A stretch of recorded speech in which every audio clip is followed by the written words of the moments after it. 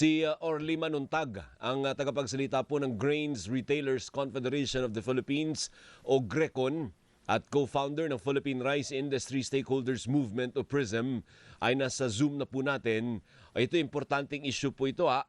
Busy po tayo sa ibang usapin, lalo yung Valentine's Day na yan at ang iba pang national issues. Hindi natin namamalayan, tumataas ang presyo ng bigas.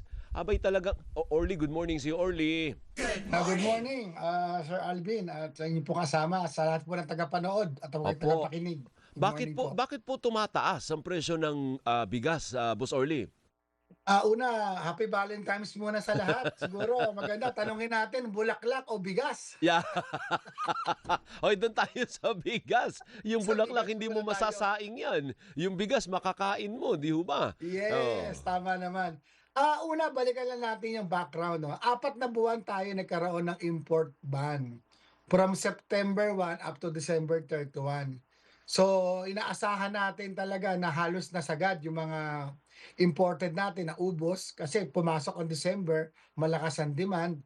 And then yung mga palay natin, na mga binili ng mga millers natin, halos nasagad rin. So, kaya nag-open na ang ating DA ngayong January.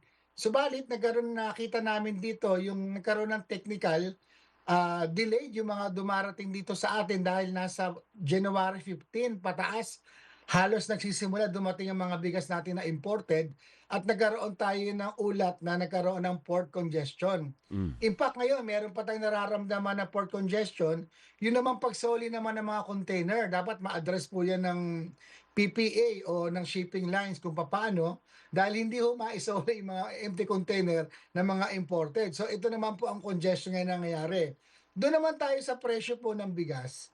Sa napapansin po namin dahil hindi po nakapasok lahat ng buong bulto, 450,000 metric tons po o 9 million bags po ang ibinigay po para sa private sectors importation. Opo. 50,000 naman po para sa gobyerno just in case for their emergency. Ito pong 450,000 na to, hindi pa po nakakapasok to ng buo hanggang ngayon po. Around nasa 400 pa lang po yata. Kaya nakikita natin manipis pa yung stock po doon sa merkado. At ngayon naman pong Pebrero, meron naman pong pinakaloob din sa mga private na 450 metric tons po uli. Sinagsisimula pa lang po ito ngayon. So, Kaya po nakita paano po yun? natin, Orly, paano yun? Ibig sabihin may nagkamali sa tantsahan? Kasi usually tinatantya natin, di ho ba? Para hindi naman po mawala ng gana yung ating mga local farmers para kahit paano makabawi. Pero ito tinatantya kasi natin kailan ipapapasok yung imported. Ano po? So Tama. nagkamali na naman po yung tantsahan natin, Orly. ang nakita namin dito yung delay, nagkaroon tayo ng interval gap eh. Kaya Parang nga. pumasok yung mga imported natin ngayon pa lang na second week ng January. Oo So nga. ongoing yan ngayon. So yun sino yung nga nakita namin. sino nga ang pwedeng ituro doon na ayan sinong nag-cause noon? Bakit na-delay? Una nakapasok siya naman ng January. Ang problema sa port, hindi siya nailabas agad. Dahil yung congestion doon sa port matindi at saka nagkaroon pa to ng mga inspection sa bigas natin. Kaya nagmungkahi kami sa DA na tulungan na ngayon naman in-action na naman po nila. So nakakalabas na po dati kasi lahat po ng bigas 100% ini-inspection. So nagkakaroon tayo ng so na-action na hindi. Nako. Orly, napuputol-putol ka. Hindi, yung gusto ko sanang itanong is, hindi kasi dapat nangyayari na ang nagsasuffer ng maling diskarte o ng pagkaantala ay ang consumer, ni Huba. Kaya dapat yan ang Tama inaalis naman. po natin Tama. dapat yung mga ganong pagkakataon. Tama naman po na kailangan nating i-manage. Ano po? Pero sana tama po yung pagmamanage. Orly, gaano nakalaking itinaas ngayon sa presyo sa palengke? Ngayon nakikita namin 48 pesos, 50, may mga 52 pa hanggang 55 pesos sa mga imported natin. Yun naman commercial natin, ang presyo ngayon ay nasa 56 to 60 pesos na. Kasi ngayon baliktad eh. Ang presyo ng palay is nasa 33 to 34 pesos per kilo. Ito yung sa dry. So napakagandang presyo nito, ang ganda ng kita na magkasaka natin.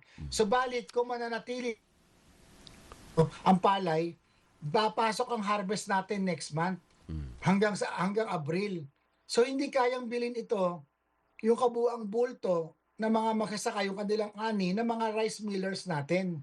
Nangangamba sila na pag binili nito sa mataas, hindi nila ito kayang ibenta ng mababang presyo kasi Oo, mataas ang kanilang puunan. tama. Hindi, saka babaha na yung supply by then. Yes, kaya dapat ito magkaroon ng pagbabalanse yung gobyerno. Oo. Pumapasok ang import, dapat nag-import hindi to mataas eh. Kasi mababa naman ang presyo sa world market. Oo. Kaya kataka kami, bakit ang taas ng presyo sa merkado?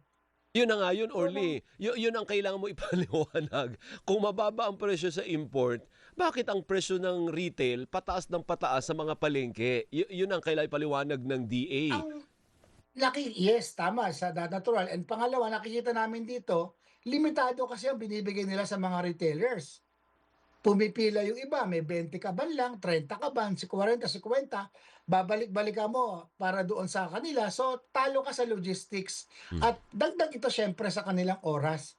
So, yung dahilan, kaya ang DA, ang stakeholders, ang mga retailers natin at ang importers, dapat magkasundo-sundo.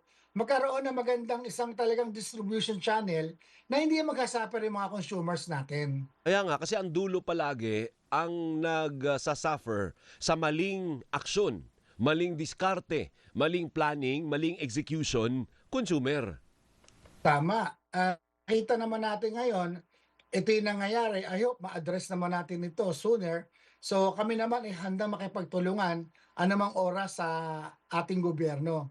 At nakita din naman namin, mismo ang mga rice millers natin, nung nakaraang meeting with DA, sila mismo nag-request na taasan ang pagpasok ng import para ma-stabilize yung presyo natin dito ng bigas locally. Kasi nahihirapan sila, hindi nila ma-imagine kung 30 pataas ang presyo ng palay, paano pa nila ito ibebenta sa merkado? Baka Yeah. pagpasok naman ng Mayo, papasok na naman ng imported natin, malaki ang kalulugi na ating mga farmers, Tama. na mga ating mga millers rather. So mga magkano So, pang hanggang kailan pa patuloy na tataas ang presyo ng bigas, Orly?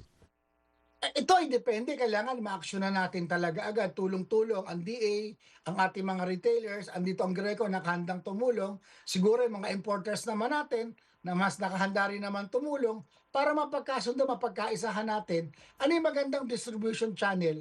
Ito talaga yung presyo, huwag nating ilimit kasi habang nililimit natin yan, lalo tayo natin nahihirapan yung market natin. So Okay. tulungan natin, kung meron naman binigay na imported na allocation, ibuhos natin sa merkado kasi ang March naman, papasok naman ang ating local harvest.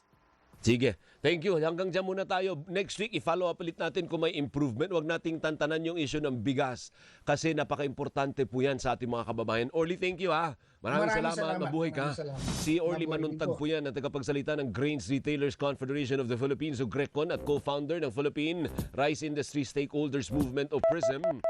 Sa oras na